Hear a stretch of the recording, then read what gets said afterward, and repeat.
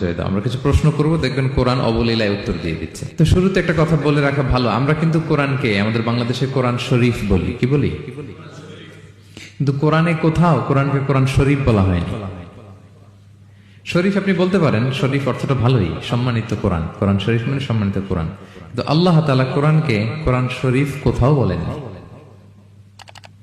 আল্লাহ তাআলা কোরআনকে কোথাও বলেছেন কোরআনে মাজিদ, বাল হুয়া কুরআনুম মাজিদুন ফি লাওহিম মাহফুজ। আমি লাওহে মাহফুজে এই কোরআনে মাজিদকে রেখেছি। লাওহে মাহফুজ 7 আকাশের উপরে।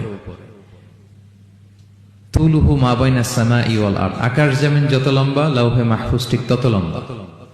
ওয়া আরদুহু মা বাইনাল মাশরিকি ইলাল মাগরিব, পৃথিবীর প্রাচ্য থেকে পাশ্চাত্য যত দূর, লাওহে মাহফুজ প্রশস্ততার দিক থেকে ঠিক তত দূর। ওহুয়া মিন দুররাতিন বাইদা, সাদা ঝকঝকে ডায়মন্ড দিয়ে আল্লাহ লাওহে মাহফুজকে তৈরি করেছেন।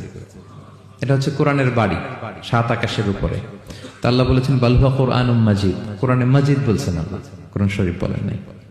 আরেক আয়াতে আল্লাহ তাআলা বলেছেন ইয়াসিন, তারপরে কি? ওয়াল কুরআনিল হাকিম। তাহলে আরেক আয়াতে কোরআনে হাকিম বলেছেন, প্রজ্ঞাময় কোরআন, কোরআন শরীফ বলেন নাই। সূরা ওয়াকিয়ার আরেক আয়াতে আল্লাহ তাআলা বলেছেন ইন্নাহু লাকুরআনুন কারীমুন ফি কিতাবিম মাকনুন, এখানে বলেছেন কোরআনে কারীম।